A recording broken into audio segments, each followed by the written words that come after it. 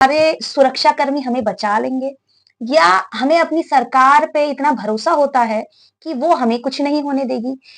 370 हटने के बाद से सभी हिंदुस्तानियों के अंदर, सभी भारत के जो लोग हैं पूरे स्टेट के, उनके अंदर एक डर खत्म हो गया था कि कश्मीर में अब वो माहौल नहीं है, कि कश्मीर में अब आतंकवाद का माहौल खत्म हो गया है। मोदी जी ने भी यही जो है अपने भाषण में आए दिन वो बोलते रहते हैं। तो फिर ये आतंकी हमले कैसे हो गए? क्या हमें कश्मीर घूमने जाने से पहले सोचना चाहिए था कि क्या हमारी सरकार ने पूरी सुरक्षा व्यवस्था कर रखी है वहां पे? क्या हम भारत के किसी भी स्टेट में जाने से पहले ये एक बार सोचते हैं? नहीं सोचते हैं। ऐसा इसलिए है क्योंकि हमें अपनी सरकारों पे भरोसा होता है। हमें अपने सुरक्षा कर्मियों पे, पुलिस कर्मियों पे भरोसा होता है। यही उनके अंदर भरोसा था कि हमें कुछ नहीं होगा।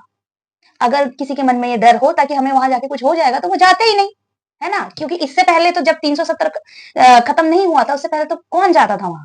कोई भी नहीं जाता था। आए दिन पत्थरबाजियां होती थी क्योंकि हमें पता था, हमें ये जानकारी थी कि हम अगर वहां जाएंगे तो कुछ भी हादसा हो सकता है। लेकिन 370 हटने के बाद सबके अंदर वो डर खत्म हो गया और अपने देश की सुरक्षा व्यवस्था पे, देश के प्रधानमंत्री पे और देश देश की पुलिस पर, सभी पर जो है एक विश्वास था। एक विश्वास के सहारे ही पर्यटक वहां घूमने गए थे। लेकिन उनके विश्वास का यहाँ पे विश्वासघात हुआ है, उनके साथ नाइंसाफी हुई है।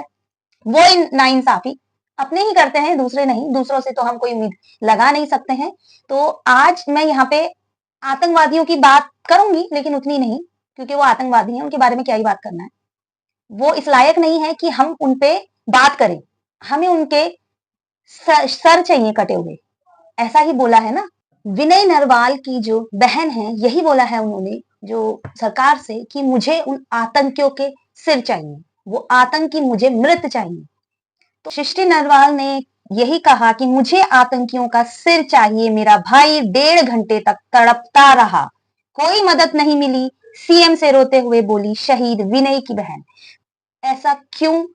ऐसा क्यों हुआ? क्या इसका जवाब हमें सरकार से नहीं पूछना चाहिए? क्या इसका जवाब वो आतंकी देंगे? नहीं। क्या इसका जवाब पाकिस्तान देगा? नहीं। इसका जवाब हमारी सरकार को देना चाहिए और सवाल हमें इसका पूछना चाहिए कि क्यों वहां पे 1 से 1.5 घंटे तक लेफ्टिनेंट विनय नरवाल तड़पता रहा, लेकिन देखने कोई नहीं आया। पर हिंदू मुसलमान की राजनीति करने नहीं आई हूं, क्योंकि अगर मेरे घर में किसी पाकिस्तान के इंसान ने आग लगाई है तो मैं उस पाकिस्तान के इंसान के खिलाफ लड़ना चाहूंगी, ना कि अपने पड़ोस में रह रहे मुसलमान के खिलाफ लड़ूंगी।